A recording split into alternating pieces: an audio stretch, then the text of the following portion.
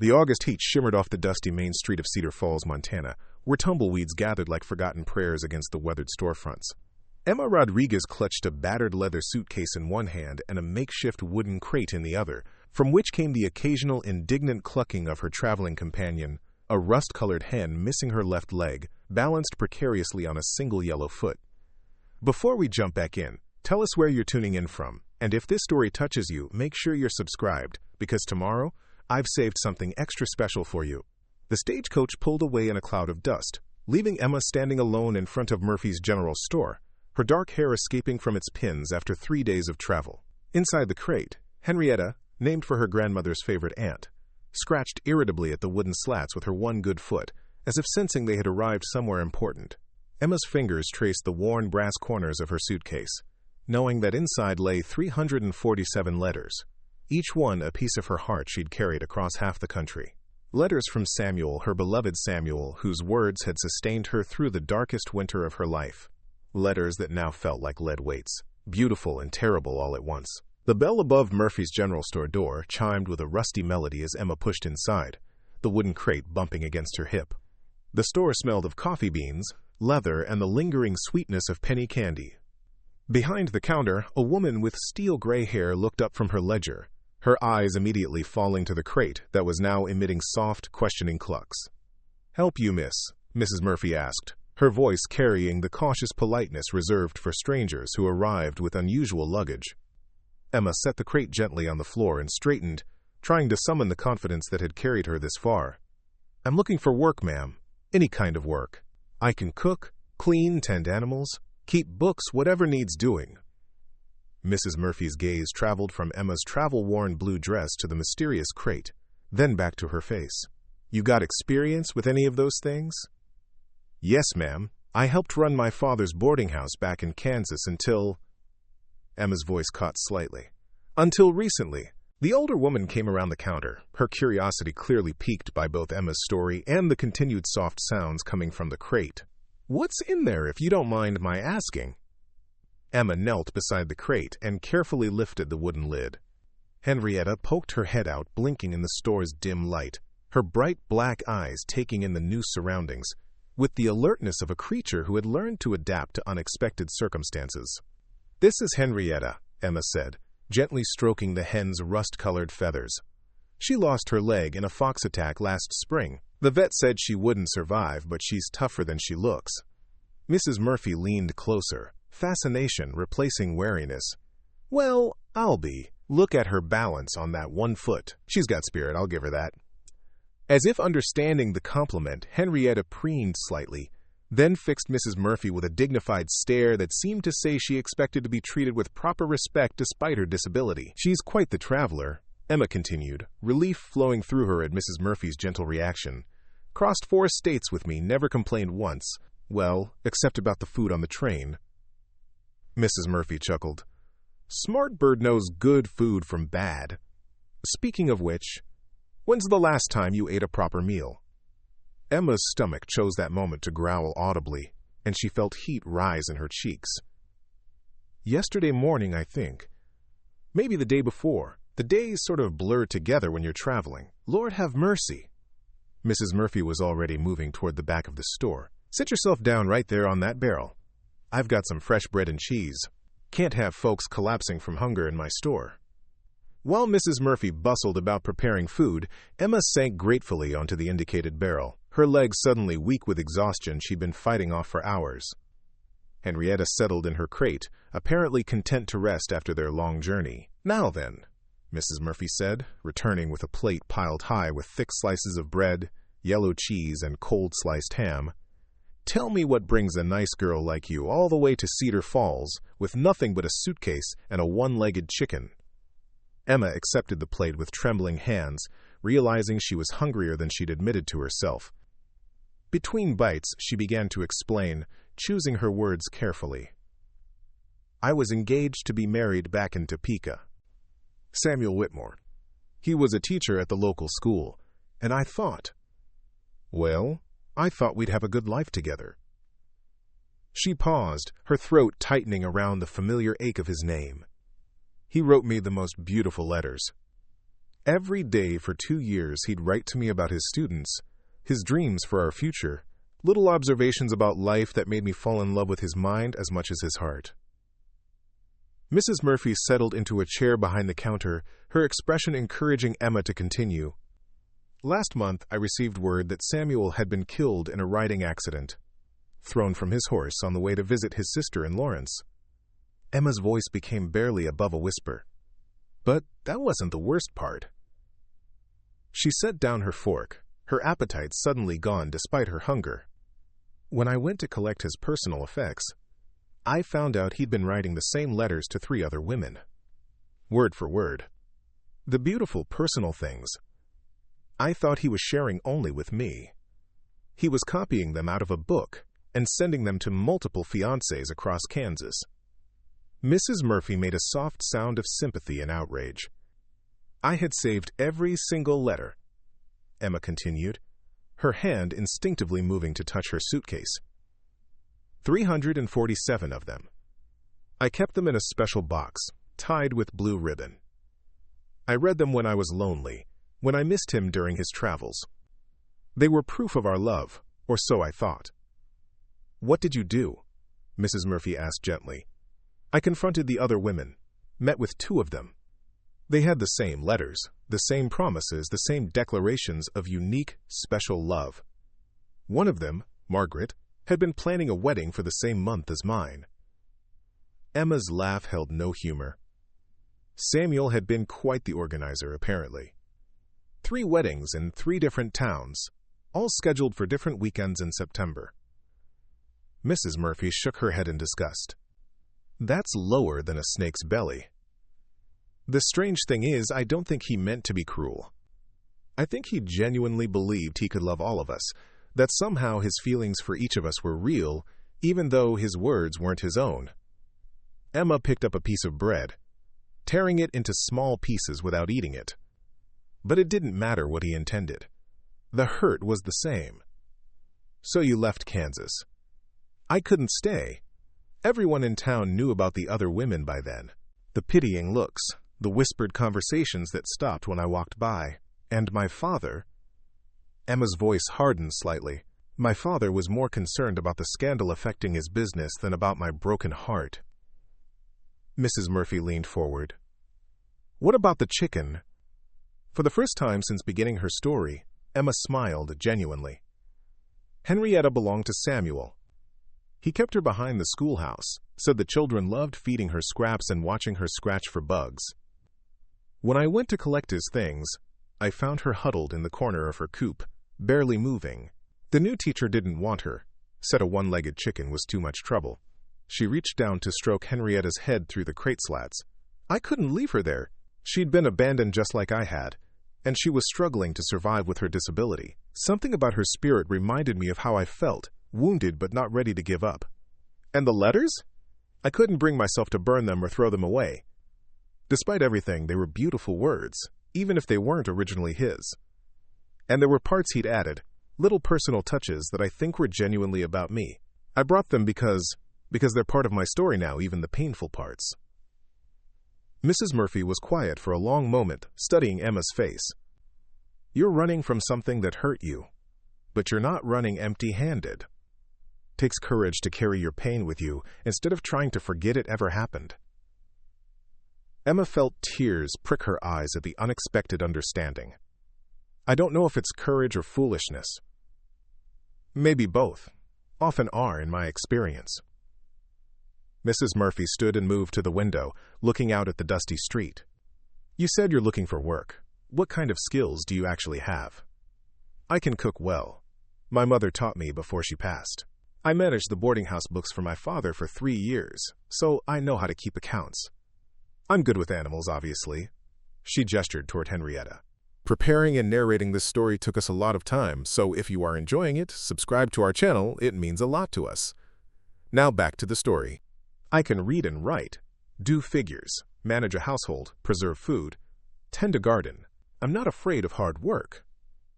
Those are good skills to have out here. Mrs. Murphy turned back to her. Cedar Falls isn't a big place, but there are a few ranches in the area that might need help. The Rocking M is the biggest, but old Mr. Mitchell is a tough man to work for. The double bar is smaller, but more welcoming. Then there's the Thunder Creek Ranch. Emma noticed a subtle change in Mrs. Murphy's tone when she mentioned the last ranch. What's special about Thunder Creek? It's run by a man named Daniel Harrison. Good man, but keeps to himself mostly. Lost his wife about 4 years ago in childbirth, along with the baby. He's been raising his 8-year-old daughter alone since then, trying to manage the ranch and be both mother and father to little Lily. Mrs. Murphy paused, seeming to weigh her words carefully. Daniel's not unfriendly, but he's particular about who he lets around his daughter. Lily's all he has left in the world, and he's protective of her. Probably too protective, if you ask most folks in town. What do you mean? The girl barely leaves the ranch. Daniel teaches her himself instead of sending her to the town school. She comes into town, maybe once a month with her father, always stays close to his side, barely speaks to anyone. Some folks think he's doing her a disservice, not letting her socialize with other children. Emma felt a pang of sympathy for both the widowed father and his sheltered daughter. That must be lonely for her. That's what most people say. But Daniel's been burned by folks who promised to help and then left when things got difficult. He hired 3 housekeepers in the first 2 years after his wife died. 2 of them quit within a month, said the isolation was too much. The third one. Mrs. Murphy frowned. Well, she took advantage of his grief and loneliness, tried to push herself into the wife role without caring much about what Lily needed. What happened? Daniel caught her speaking harshly to Lily one day, telling the child she needed to get over missing her mother and accept that things were different now. He sent her packing that same afternoon. Mrs. Murphy's expression showed approval of his decision. Since then, he's been managing on his own. Lily helps with simple cooking and cleaning, but she's still just a child. They need help, but Daniel's scared to trust anyone else. Emma absorbed this information, feeling drawn to the story despite herself. There was something about a protective father and a lonely little girl that tugged at her heart.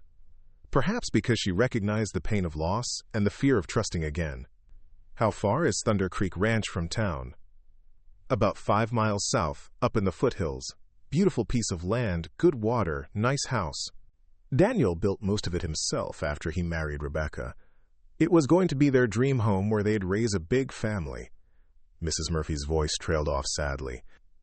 Do you think he might be willing to give me a chance? Mrs. Murphy studied Emma's face for a long moment. Hard to say. What would you offer him that the others couldn't? Emma considered the question seriously. I understand what it's like to have your trust broken. I know how it feels to be protective of the things and people you love, because you've been hurt before. And I understand that some kinds of healing take time. She looked down at Henrietta, who was now drowsing peacefully in her crate. I also know that sometimes the most unlikely creatures can surprise you with their strength and their ability to adapt to new circumstances. Mrs. Murphy smiled at this. That might just be exactly what Daniel Harrison needs to hear. But I should warn you, he's got a test for anyone who wants to work on his ranch. What kind of test? He'll ask you to prove you can be useful and trustworthy with the simple things before he'll trust you with the important ones. With the last woman who applied for housekeeping work, he asked her to show she could manage his most difficult rooster. Big, mean bird that attacked everyone who came near the chicken coop. Emma's interest was piqued. What did she have to do? Had to collect eggs from the coop without getting pecked or frightened off. Sounds simple, but that rooster had sent 3 grown men to the doctor with cuts and bruises. The woman took one look at him and refused to even try. And that told him she wouldn't handle the other challenges of ranch life. Exactly. Daniel figures if you can't face down a bad-tempered rooster, you probably can't handle the isolation, the hard work, and the responsibility of caring for his daughter. Mrs. Murphy paused thoughtfully. Of course, his test might be different for you. He usually tailors it to what he thinks will reveal the most about a person's character. Emma felt a flutter of nervousness mixed with determination. Do you think he'd see me today if I went out there? Might. Afternoon's still young, and he's usually around the ranch this time of day. But, Emma, Mrs. Murphy's voice became serious. "If you go out there, make sure you're ready to be honest with him. Daniel's got a good sense for people who are hiding things or not telling the whole truth. He won't pry into your personal business, but he needs to know he can trust you with his daughter."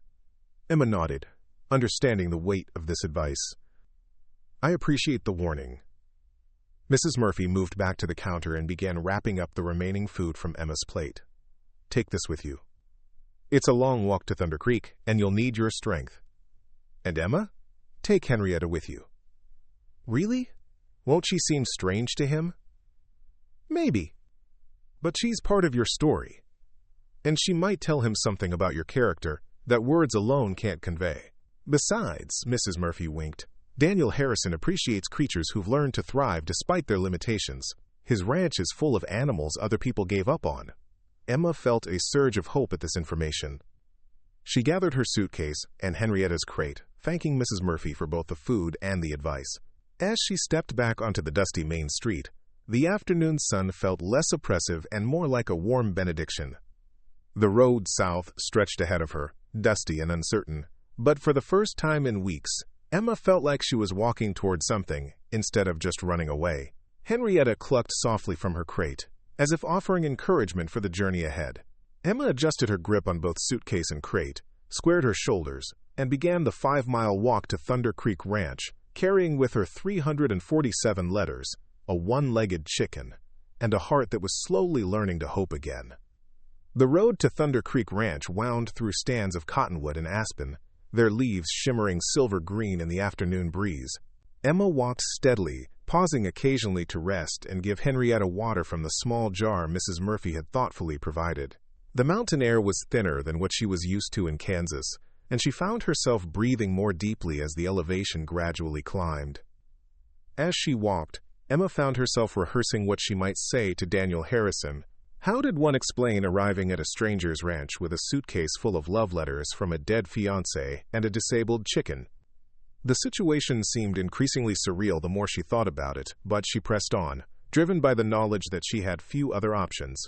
The landscape around her was beautiful, in a way that Kansas never was. Rocky outcroppings jutted from rolling hills covered in prairie grass and wildflowers. In the distance, purple mountains rose against a sky so blue it almost hurt to look at.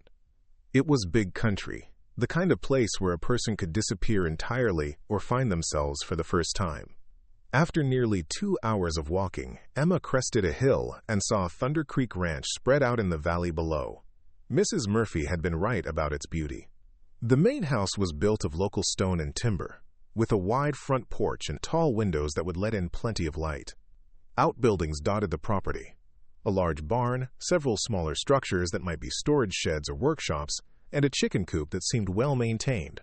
Corrals and pastures stretched in several directions, containing horses and cattle that looked healthy and well cared for. A creek, presumably Thunder Creek itself, wound through the property, its banks lined with willows and cottonwoods. Smoke rose from the house's chimney, suggesting someone was home and perhaps preparing an early supper. Emma paused at the ranch's entrance, marked by a wooden gate with Thunder Creek Ranch burned into a crosspiece. Her heart beat faster as she considered what lay ahead. This might be her only chance to find work and shelter in Cedar Falls. If Daniel Harrison turned her away, she would have to move on to another town with even less money and fewer prospects. Henrietta seemed to sense her nervousness and made a soft, questioning sound from the crate. Emma looked down at her traveling companion and felt her resolve strengthen. They had come this far together. They would face whatever came next together as well. The ranch house grew larger as Emma approached, and she could see more details that spoke well of its owner. The porch was swept clean. Flower boxes beneath the windows held bright marigolds and petunias, and the yard was tidy without being overly manicured. This was the home of someone who took pride in his surroundings but understood that a working ranch required practical priorities. As Emma reached the front porch steps, the door opened and a man stepped out. This had to be Daniel Harrison, and Emma's first impression was of someone who carried himself with quiet authority. He was tall and lean, with brown hair that showed traces of premature gray at the temples and hazel eyes that seemed to take in everything at once. His clothes were clean but practical. Worn denim pants, a blue cotton shirt with the sleeves rolled up, and boots that had seen plenty of use. His gaze moved from Emma's face to her suitcase, then to the wooden crate, where it lingered with obvious curiosity. When Henrietta chose that moment to poke her head out and blink owlishly at this new person, Daniel's eyebrows rose slightly, but his expression remained neutral. "Afternoon," he said, his voice carrying a slight drawl that suggested origins further south. "I'm Daniel Harrison. This is my ranch. Can I help you with something?" Emma set down the crate and suitcase, then smoothed her skirts with hands that trembled only slightly. "Good afternoon, Mr. Harrison. I'm Emma Rodriguez. Mrs. Murphy in town suggested I might speak with you about work. I'm looking for employment as a housekeeper, cook, or general help." Daniel's eyes sharpened with interest, though his expression remained cautious. "Mrs. Murphy sent you out here? She mentioned that you might have need of household help, that you've been managing alone since." Emma paused delicately. "Since your loss, I'm sorry for the deaths of your wife and child, Mr. Harrison." Something flickered across Daniel's face at the mention of his family, but he simply nodded. "Thank you. And yes, we could use help around here. But I have to ask about your traveling companions." He gestured toward the crate where Henrietta was now fully visible, balancing on her single leg with practiced ease.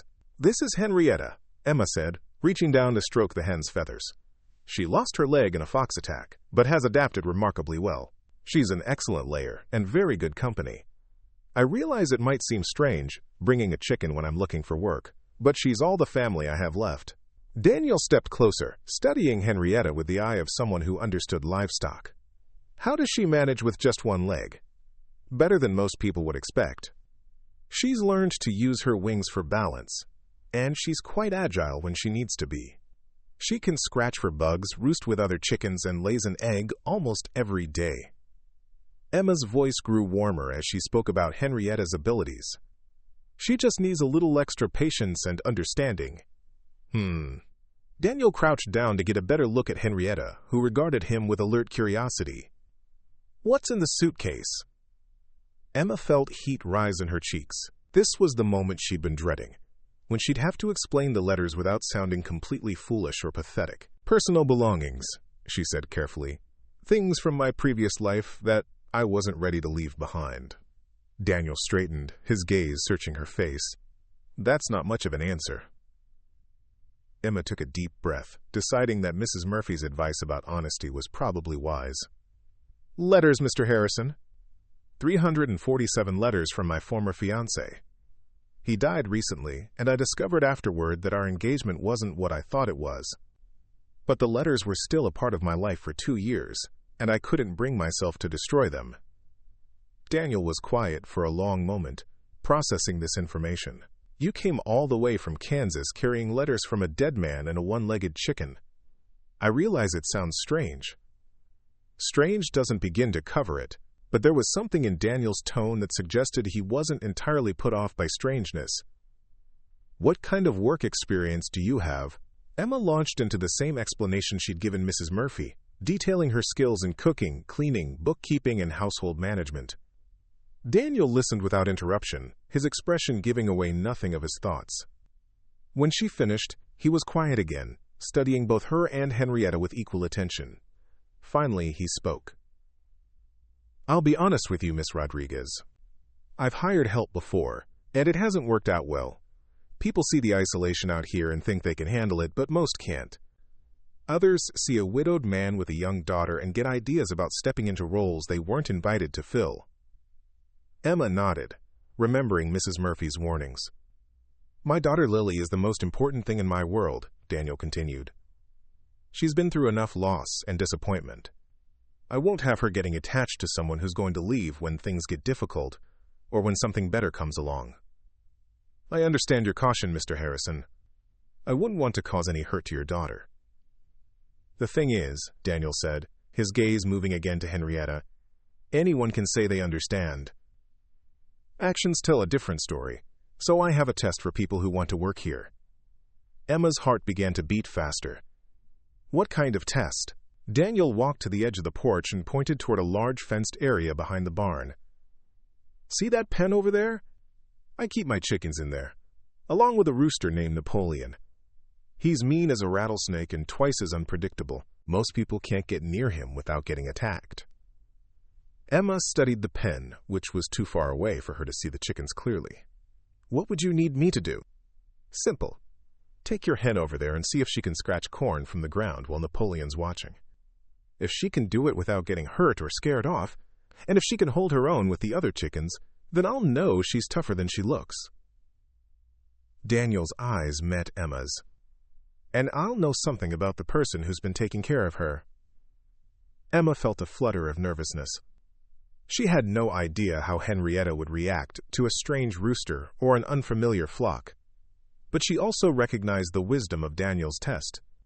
If Henrietta could adapt to a new environment and handle herself around other chickens despite her disability, it would indeed say something about both the hen's character and Emma's ability to nurture resilience in challenging circumstances. "And if she can't do it?" Emma asked. "Then I'll wish you well and send you on your way with some supplies for the road. No hard feelings, but no job either."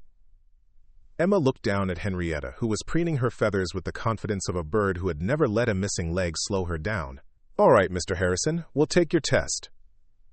As they walked toward the chicken pen, Emma found herself whispering a prayer to whatever forces might be listening. She had bet everything on this journey west, on this strange partnership with a one-legged chicken and a suitcase full of painful memories. Now it all came down to whether Henrietta could prove that sometimes the most unlikely survivors were also the strongest. The test was about to begin, and with it, Emma's chance at finding a new home where healing might finally be possible. The chicken pen stretched before them like an arena, enclosed by sturdy wooden fencing that had been built to keep predators out and stubborn fowl in. As they approached, Emma could hear the distinctive sounds of a healthy flock, contented clucking, the scratch of claws against dirt, and occasionally, the imperious crow of what had to be Napoleon himself. Daniel unlatched the gate and stepped aside, gesturing for Emma to enter first. "Take your time," he said, though his tone suggested he was prepared for this experiment to end quickly and badly. Napoleon usually makes his presence known pretty fast. Emma lifted Henrietta's crate and stepped into the pen, immediately aware of dozens of pairs of beady eyes turning in their direction. The Thunder Creek chickens were a mixed flock. Rhode Island Reds, Buff Orpingtons, and several other breeds she couldn't immediately identify. They ranged freely around the spacious enclosure, some pecking at scattered grain, others dust-bathing in shallow depressions they'd carved in the earth.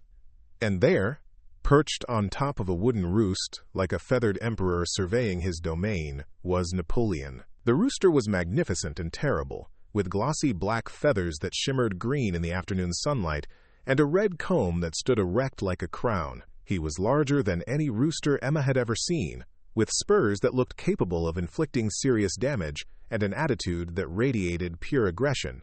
His dark eyes fixed on Emma immediately, and he let out a challenging crow that made several of the hens scatter nervously. "Easy, Napoleon," Daniel called from outside the fence, though there was amusement in his voice. "We have visitors." Emma set Henrietta's crate down carefully and opened the lid. For a moment, her one-legged companion remained inside, taking in the sights and sounds of her new environment. Emma could almost see the calculations happening behind Henrietta's bright black eyes. Size of the flock, potential threats, available resources, escape routes. Then, with the dignity of a queen making her entrance, Henrietta hopped out of the crate. The effect was immediate. Every chicken in the pen stopped what they were doing to stare at this newcomer who moved differently than any bird they'd encountered. Some tilted their heads curiously, others backed away nervously, but all of them watched as Henrietta balanced expertly on her single leg and began to preen her rust-colored feathers. Napoleon's reaction was the most dramatic. He jumped down from his roost with a flurry of wings and began strutting toward Henrietta, his neck feathers ruffled and his tail held high in a display of dominance. His approach was clearly meant to intimidate, to establish from the beginning that this was his territory and his flock. Emma held her breath, fighting the urge to intervene. This was Henrietta's test, as much as it was her own. Henrietta watched Napoleon's approach with calm interest, continuing to preen as if she found his posturing mildly entertaining. When he was about 3 feet away, she turned to face him directly, balancing on her single leg with remarkable steadiness, and fixed him with a stare that seemed to say she had seen roosters before and was not particularly impressed. Napoleon stopped his advance, clearly taken aback by her lack of fear. He tried a different approach, circling around her while making low, threatening sounds in his throat. Henrietta simply turned to keep him in sight, her movements economical and graceful despite her disability. "Well, I'll be damned," Daniel muttered from his position at the fence. The standoff continued for several minutes, with Napoleon trying various intimidation tactics and Henrietta responding to each one with calm confidence.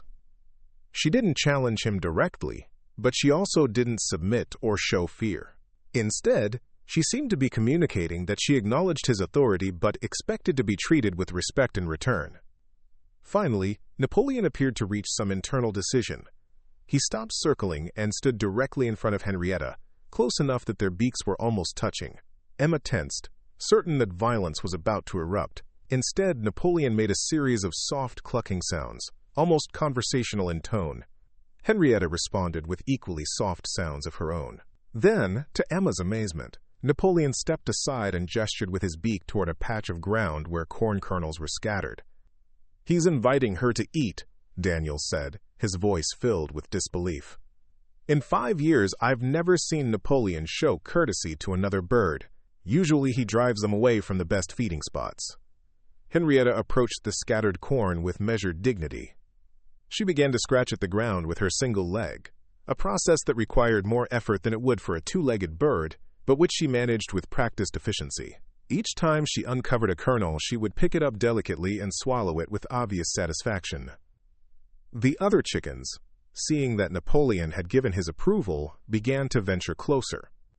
Soon, Henrietta was surrounded by curious hens who seemed fascinated by her unique scratching technique. Rather than being competitive, they appeared to be learning from her, watching how she used her wings for balance and how she made each movement count. One young hen, braver than the others, approached and began scratching alongside Henrietta. When she uncovered a particularly large kernel, she made a soft sound and nudged it toward Henrietta with her beak. Henrietta accepted the offering graciously and returned the favor when she found a choice piece of grain. "Remarkable," Daniel said, opening the gate and stepping into the pen. "She's not just holding her own, she's teaching them to cooperate instead of compete." Emma felt tears prick her eyes at the sight of Henrietta being accepted so readily by the flock. After months of being the only chicken at Samuel's schoolhouse, Henrietta had found a community again. "How long has it been since she was with other chickens?" Daniel asked, moving to stand beside Emma. "Nearly a year. Samuel kept her alone behind the schoolhouse. I think she was lonely, though she never complained." Emma watched as Henrietta continued to interact peacefully with the other birds. "She's always been social. Even with just me for company, she'd follow me around the yard, talking to me in her chicken language." Daniel observed the scene for several more minutes, his expression thoughtful. "All right. That's enough for now. Let's get her back in her crate before Napoleon changes his mind." But when Emma approached with the wooden crate, Henrietta seemed reluctant to leave her new friends. She looked from Emma to the other chickens, clearly torn between obedience and her desire to stay in this welcoming environment. "It's all right, girl," Emma said softly. "If things work out, you'll be able to come back tomorrow." Henrietta seemed to understand, hopping into her crate with one last look at Napoleon, who had settled back onto his roost and was watching the proceedings with what might have been satisfaction. As they walked back toward the house, Daniel was quiet, clearly processing what he'd witnessed. Emma found herself holding her breath again, waiting for his verdict. "That was impressive," he said finally.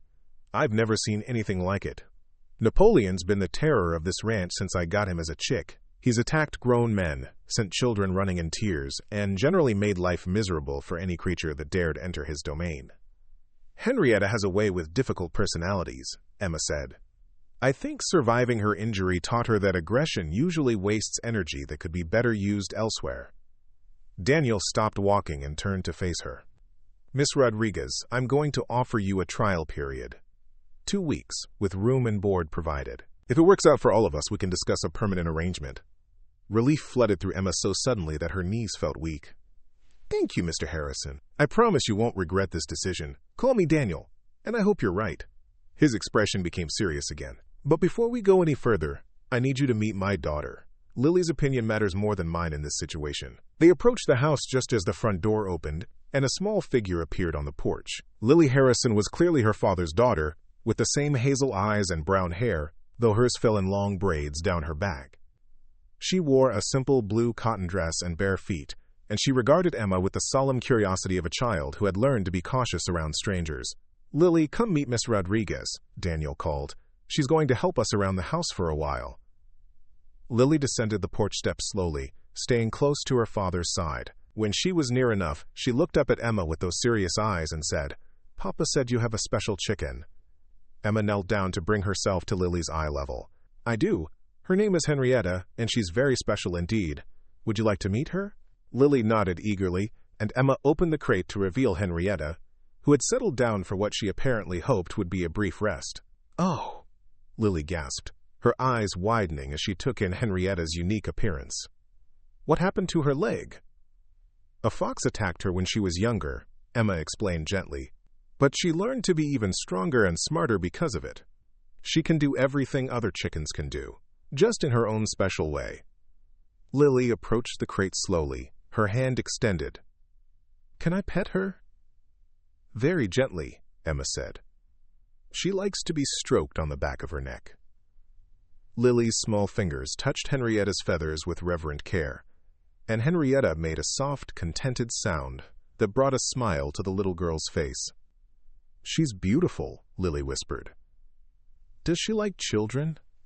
"She loves children.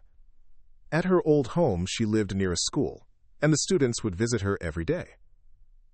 Daniel watched this interaction with close attention, and Emma could see him evaluating not just how Lily responded to Henrietta, but how Emma spoke to his daughter. There was something in his posture that suggested he was ready to intervene if he sensed any false notes or manipulative behavior. "Papa," Lily said, looking up at her father, "can Henrietta stay in our chicken coop? I think Napoleon would like her." Daniel and Emma exchanged glances over Lily's head.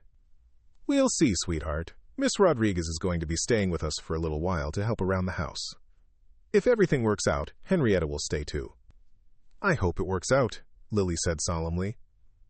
Then, to Emma's surprise, she reached out and took Emma's hand. "I hope you like it here. It gets lonely sometimes. Just Papa and me." Emma felt her heart clench at the wistful note in the child's voice. "I'm sure I'll like it very much. And Henrietta will be happy to have friends to talk to." Daniel cleared his throat. "Let's get you settled in, Miss Rodriguez."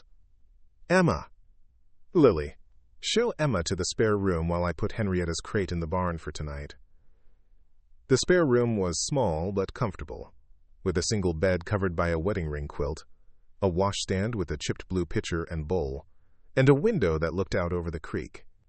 It was clean and tidy, clearly prepared with care despite being unused for some time. "This was going to be the baby's room," Lily said matter-of-factly as she helped Emma set her suitcase on the bed. "But then Mama and the baby went to heaven, so Papa uses it for guests now. We don't get many guests."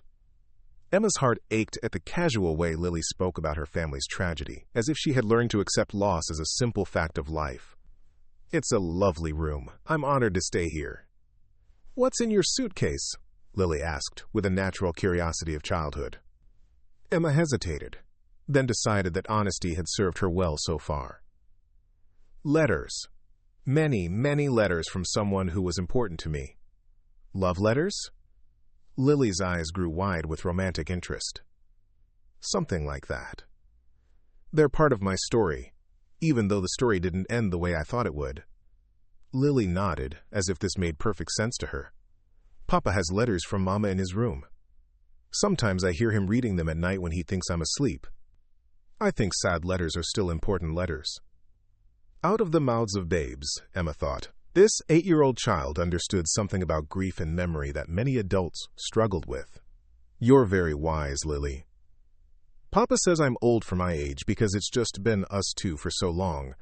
But I don't mind. Papa's the best person in the whole world." Lily's fierce loyalty to her father was evident in every word. "I can tell he loves you very much." "He does. And he's a good papa, even when people in town say he should send me to school with the other children." Lily's voice became defensive. "I like learning with Papa better. He teaches me about the ranch and the animals and how to read the weather."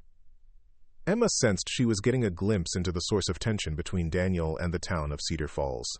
It seemed the community had opinions about how he was raising his daughter, and those opinions weren't entirely welcome.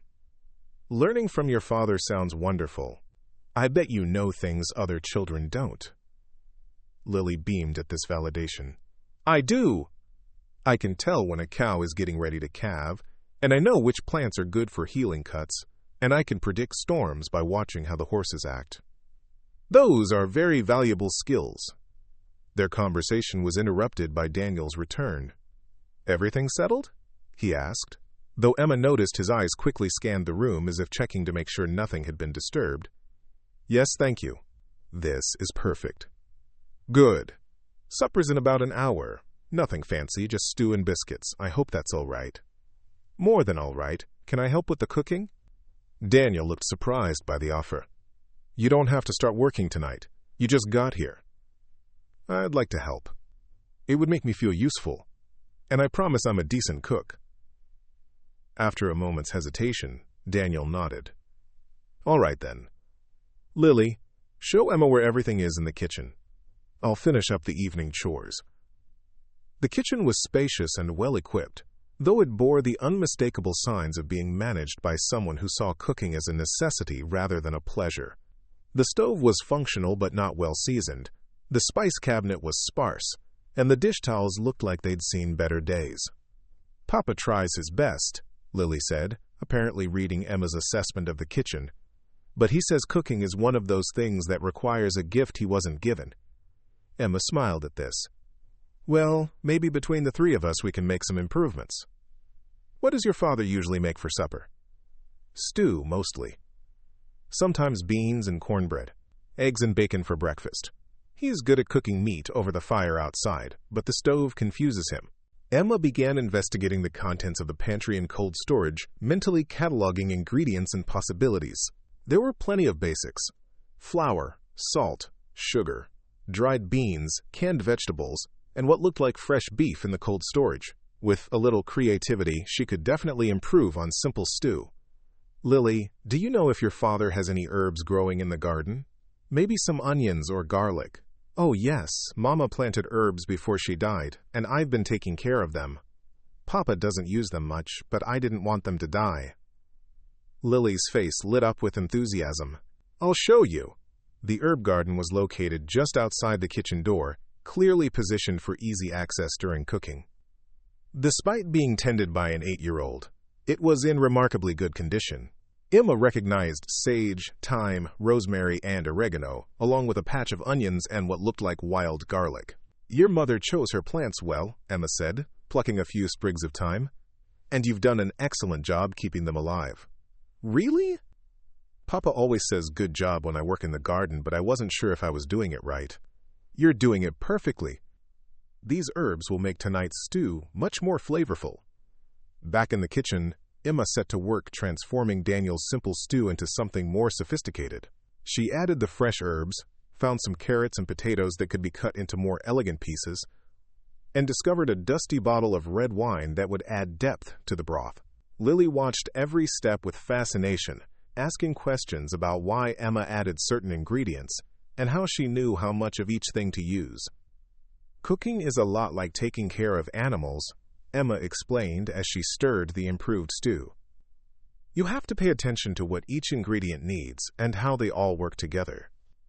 Too much of one thing can overpower everything else, but the right combination creates something better than any single part. Like how Napoleon learned to work with Henrietta instead of fighting her." Emma paused in her stirring, struck by the wisdom in Lily's observation. "Exactly like that. You're a very smart girl, Lily." When Daniel returned from his chores, the kitchen smelled completely different than it usually did. He stopped in the doorway, sniffing appreciatively.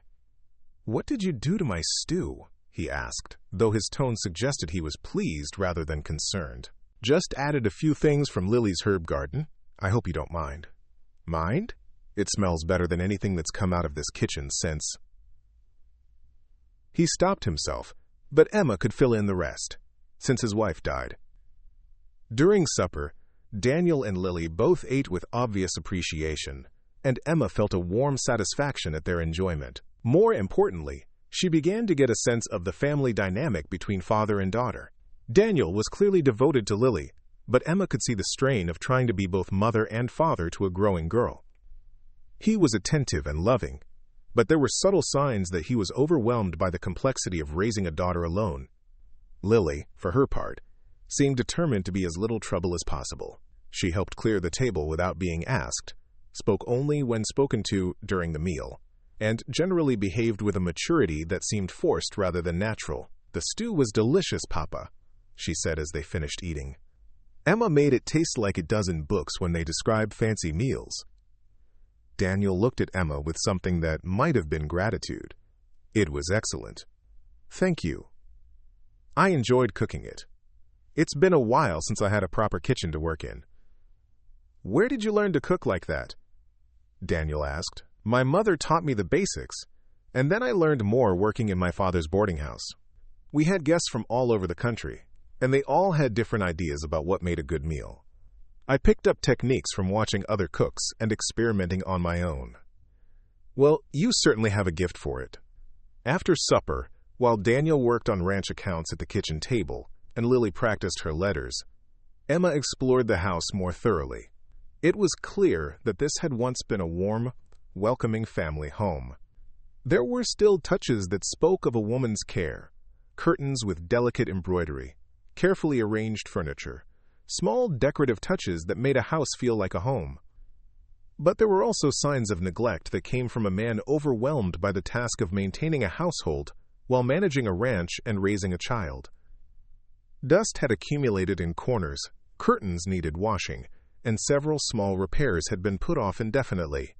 Emma could see the potential for restoration, both in the house and in the family that lived there. Daniel and Lily had created a functional life together, but it lacked the warmth and comfort that a proper home should provide. With care and attention, this could be a place where healing was possible for all of them. That night, as Emma lay in the narrow bed listening to the sounds of the ranch settling into darkness, she allowed herself to feel cautiously optimistic. Henrietta was safely sheltered in the barn, she had a roof over her head, and Daniel and Lily seemed genuinely pleased with her presence. But she was experienced enough in disappointment to know that first impressions could be deceiving. The real test would come in the days ahead, when the novelty wore off and the challenges of living and working together became apparent. Through her window, she could see stars more brilliant than any she'd ever seen in Kansas. It was big sky country, the kind of place where dreams could either flourish or be crushed by the sheer immensity of the landscape. Emma closed her eyes and made a silent promise to herself and to the family that had taken her in. She would do everything in her power to prove that sometimes the most unlikely combinations, a one-legged chicken, a suitcase full of painful letters, and a woman starting over, could create something beautiful and lasting. The first day was ending, but her real journey at Thunder Creek Ranch was just beginning. 3 weeks into her trial period, Emma had settled into a rhythm at Thunder Creek Ranch that felt almost natural. She rose before dawn to start breakfast, spent her mornings tending the house and helping Lily with lessons, and used her afternoons to work alongside Daniel on various ranch tasks. Henrietta had become the undisputed diplomat of the chicken coop, teaching Napoleon's flock new ways to share resources and solve problems cooperatively. But beneath the surface tranquility, tensions were building that would soon force all of them to confront truths they'd been avoiding. The first sign of trouble came on a Thursday morning when Emma walked into town for supplies. She had made this trip several times now, always receiving polite but distant treatment from the shopkeepers. Today felt different from the moment she stepped onto Cedar Falls Main Street. Conversations stopped when she passed. Women gathered in small clusters, their voices dropping to whispers as she walked by. At Murphy's General Store, Mrs. Murphy greeted her with unusual stiffness, and Emma noticed other customers seemed to find reasons to leave shortly after she arrived. "Is everything all right, Mrs. Murphy?" Emma asked as she gathered her items. "You seem troubled today." The older woman glanced around nervously, then leaned closer. "Emma, dear, I think you should know that people are talking about you staying out at the Harrison Ranch." Emma's stomach tightened.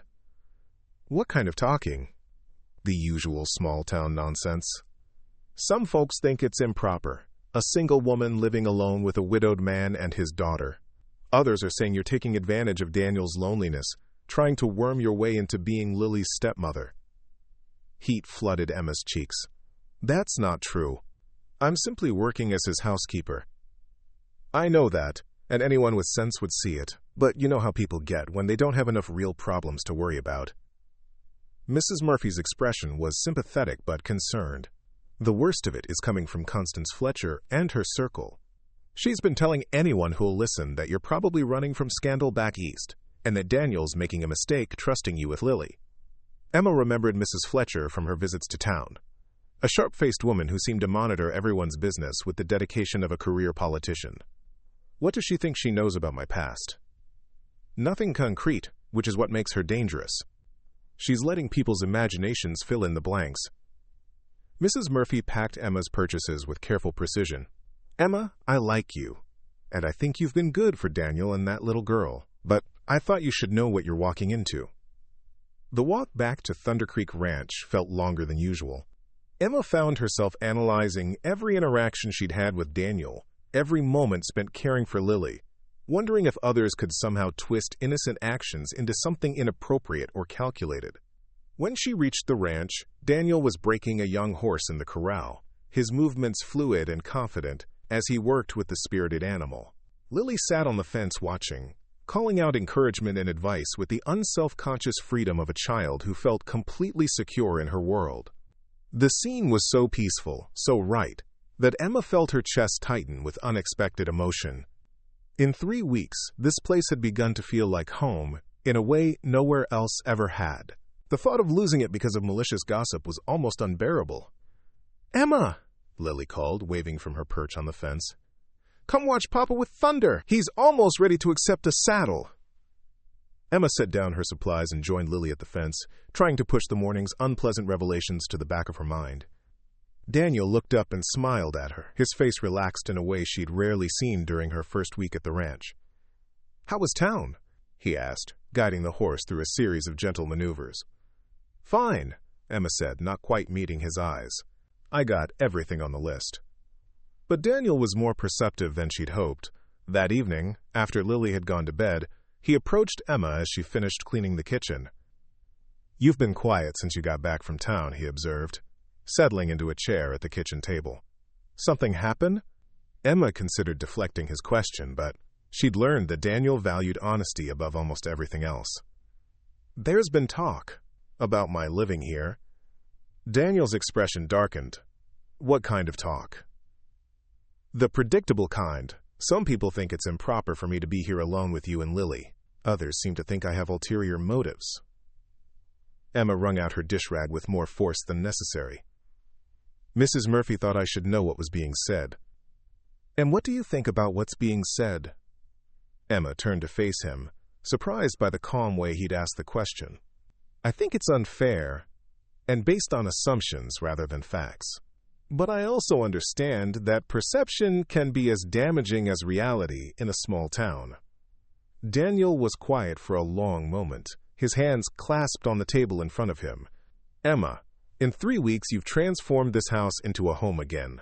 You've helped Lily learn things I couldn't teach her, and you've never once made me feel like you were angling for something more than what we agreed to. Because I'm not. I know. But here's what I've learned about small towns. They need their scandals and their villains. If it wasn't you, it would be someone else." His eyes met hers across the kitchen. "The question is, does what they're saying bother you enough to make you want to leave?" The directness of his question caught Emma off guard. Did she want to leave? The honest answer was no, absolutely not. But the complexity of her feelings about staying was something she wasn't ready to examine too closely. "I don't want to cause problems for you or Lily," she said carefully. "That's not what I asked." Emma sat down across from him, her hands folded in her lap. "No, I don't want to leave. This place, this life, it feels right in a way nothing has for a very long time. But I also can't ignore the fact that my presence might be making things difficult for you. Let me worry about that. I've been dealing with this town's opinions for years. They think I'm too protective of Lily, that I should remarry for her sake, that I should send her to school so she can socialize properly. Daniel's voice carried a bitter edge. What they don't understand is that I've seen what happens when you trust the wrong people with what matters most to you. What do you mean? Daniel rose and moved to the window, looking out at the moonlit ranch yard. I haven't talked about this much, but Rebecca didn't die in childbirth the way most people think. Emma felt her breath catch. What happened? She died 3 days after the baby was born. Both of them were fine at first. Tired, but healthy. Rebecca was nursing. The baby was strong, and I thought we'd gotten through the worst of it. Daniel's voice became hollow with old pain, but Rebecca had asked me to hire a woman from town to help during her recovery. Martha Henley, a woman who claimed to have experience with childbirth and infant care. Emma waited, sensing he needed time to find the words. Martha convinced Rebecca to stop nursing the baby, said it was too tiring for her. She prepared bottles with milk that she claimed was specially formulated for newborns. What I didn't know was that Martha had been drinking heavily and wasn't properly sterilizing the bottles or mixing the formula correctly. The horror of what Daniel was telling her began to sink in. The baby got sick. Both of them did. Rebecca first, then the baby. By the time I realized what was happening and got the doctor out here, it was too late. Some kind of infection that spread through contaminated milk. Daniel's hands were clenched into fists at his sides. I trusted someone to help care for my family, and that trust killed them both. Emma felt tears sting her eyes at the raw pain in his voice. Daniel? That wasn't your fault. Wasn't it?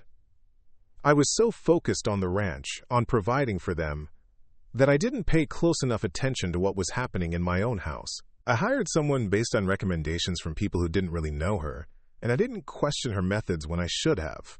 You were trying to help Rebecca recover. You couldn't have known. But I should have. A father, a husband, should protect his family. Daniel turned back to face her, his eyes bright with unshed tears. After that, I swore I'd never again trust anyone with Lily's well-being unless I was absolutely certain they deserved that trust. Understanding flooded through Emma. Daniel's protectiveness, his reluctance to hire help, his careful observation of how she interacted with Lily, it all made sense now. Is that why you tested me with Henrietta? To see if I could be trusted with something vulnerable? Daniel nodded.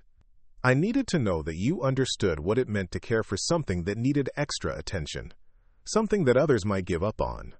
The way you handled Henrietta, the way you talked about her recovery and adaptation, it told me you knew how to nurture strength rather than dependence. Emma rose and moved closer to him, her heart breaking for the guilt he'd been carrying. Daniel, what happened to Rebecca and your son was a tragedy, but it wasn't your fault. You couldn't have known that Martha was unreliable. Maybe not, but I can control who I trust now, and how carefully I evaluate that trust. His eyes searched her face. Emma, I need you to understand something. When I offered you this job, it wasn't just about having help around the house. Lily needs someone who can teach her things I can't, someone who can show her what it means to be a strong woman. She's already stronger than she knows. Because she's had to be.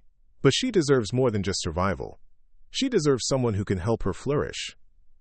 Daniel paused, seeming to gather courage for what he wanted to say next.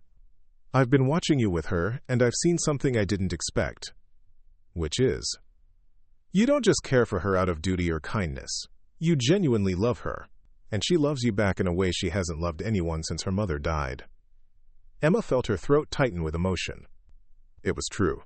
Somewhere in the past 3 weeks, Lily had become as precious to her as if she were her own daughter. What are you saying, Daniel? I'm saying that whatever gossip the town wants to spread, whatever assumptions they want to make, I don't care. You belong here, Emma. Not as a temporary employee, but as part of this family. The words hung between them, heavy with implications that neither of them seemed quite ready to address directly. And if the talk gets worse? If it affects your standing in the community? Daniel stepped closer, close enough that Emma could see the flecks of gold in his hazel eyes. Then, we'll face it together. Emma, I haven't felt this hopeful about the future since before Rebecca died. You've brought life back to this house, and not just through cooking and cleaning. You've brought joy. Before Emma could respond, They heard the soft sound of bare feet on the wooden floor. Lily appeared in the kitchen doorway, her hair mussed from sleep and her nightgown twisted around her small frame. "I heard voices," she said, rubbing her eyes. "Are you fighting?" "No, sweetheart," Daniel said quickly, moving to kneel beside his daughter. "We were just talking. Why aren't you asleep?" "I had a bad dream about Emma going away like Mama did." Lily's lower lip trembled as she looked between her father and Emma. "Some of the ladies in town said she might not stay, and I got scared." Emma's heart clenched at the fear in Lily's voice. She knelt down beside Daniel, bringing herself to Lily's eye level. "Lily, I'm not going anywhere. I promise you that." "But what if Papa decides he doesn't want you here anymore? What if I do something wrong and you don't like me?" "Oh, sweetheart," Emma said, pulling Lily into a gentle embrace. "You could never do anything that would make me stop loving you. And your papa isn't going to send me away." "Really?" Lily's voice was muffled against Emma's shoulder. "Really? In fact, I was just telling your papa that this feels like home to me now. More like home than anywhere I've ever lived." Lily pulled back to look at Emma's face, searching for any sign of deception. Whatever she saw there seemed to satisfy her, because she smiled for the first time since entering the kitchen. "Does that mean you'll stay forever? Like a real family?" Emma glanced at Daniel over Lily's head, seeing her own emotions reflected in his expression. "I'd like that very much, if your papa agrees." "Papa?" Lily turned to her father with hope shining in her eyes. Daniel reached out to stroke his daughter's hair, his voice gentle when he spoke. "I think that sounds like a wonderful idea, Lily. Emma is already part of our family in all the ways that matter." Lily threw her arms around both adults, trying to hug them simultaneously. "This is the best day ever! Wait until I tell Henrietta." As Daniel carried Lily back to her room, Emma remained in the kitchen, overwhelmed by the sudden turn her life had taken. 3 weeks ago, she had arrived at Thunder Creek Ranch with nothing but a suitcase full of painful memories and a one-legged chicken. Now she was being welcomed into a family with open arms and honest hearts. When Daniel returned, he found Emma standing by the window, tears streaming down her face. "Regrets already?" he asked gently. "No," Emma said, wiping her eyes. "Just overwhelmed by how much can change in such a short time. 3 weeks ago, I thought my life was over. I thought I'd never trust anyone again, never find a place where I belonged. And now? Now I have a daughter who's afraid I might leave, and a man who's offering me a home despite what others might say about it." She turned to face him. "Daniel, are you sure about this? Once I unpack those letters and truly settle in, there's no going back. We'll be committed to making this work, no matter what challenges come our way." Daniel moved to stand beside her at the window, his shoulder touching hers. "Emma, I've been thinking about those letters of yours." She tensed, wondering if he was about to ask her to explain them more thoroughly. "I think I understand why you kept them, even after you learned the truth about Samuel. They weren't just words on paper to you. They were 2 years of your life. 2 years of believing in something beautiful. Throwing them away wouldn't have changed what happened, but it would have meant pretending that part of your story didn't matter." Emma felt fresh tears well up at his understanding. "Most people think I'm foolish for keeping them. Most people don't understand that healing isn't about forgetting. It's about integrating the painful parts of your story into something stronger and more complete." Daniel paused, seeming to choose his words carefully. "I keep Rebecca's letters too, not because I can't let go of the past, but because they're part of what made me the man I am today. The man who was brave enough to trust again. The man who learned to recognize the difference between someone who deserves trust and someone who doesn't." Daniel turned to face her fully. "Emma, I'm not asking you to forget Samuel or pretend those letters don't exist. I'm asking you to let them be part of your past while you build something new with us." Emma felt something shift inside her chest, a loosening of tension she'd carried for months. "I'd like that. I'd like to build something new." Then it settled. "Tomorrow we'll move your things into the main bedroom and we'll start making plans for a proper future together." "Daniel," Emma said softly, "there's something I need to say. I'm not the same woman who left Kansas with those letters. These weeks at Thunder Creek Ranch have changed me. I'm stronger now, more sure of what I want and what I'm willing to fight for. And what are you willing to fight for? This family, this home, this chance at happiness that I never expected to find. Emma reached for his hand, intertwining their fingers. Whatever the town says, whatever challenges we face, I want to face them together. Daniel lifted their joined hands and pressed a gentle kiss to her knuckles. Together, then. All three of us. The next morning, Emma began the process of truly moving into Thunder Creek Ranch. She unpacked her suitcase methodically, placing Samuel's letters in a wooden box that Daniel provided, and setting the box on a shelf in what would now be their shared bedroom. The letters would remain part of her story, but they no longer defined her future. Henrietta, sensing the permanence of the change, seemed to celebrate by laying her first double yolk egg since arriving at the ranch. Lily discovered it during the morning egg collection and ran to the house, declaring it a sign of good luck for their newly official family. That afternoon, while Daniel worked with the horses and Lily practiced her arithmetic, Emma sat on the front porch with a piece of paper and pen, writing a letter of her own. Not to Samuel, whose story had ended, but to her grandmother, whose memory had sustained her through the darkest moments of her journey west. Dear grandmother, she wrote, I wish you could see where life has brought me. I think you would approve of Daniel. He has the kind of steady strength you always said was more valuable than pretty words.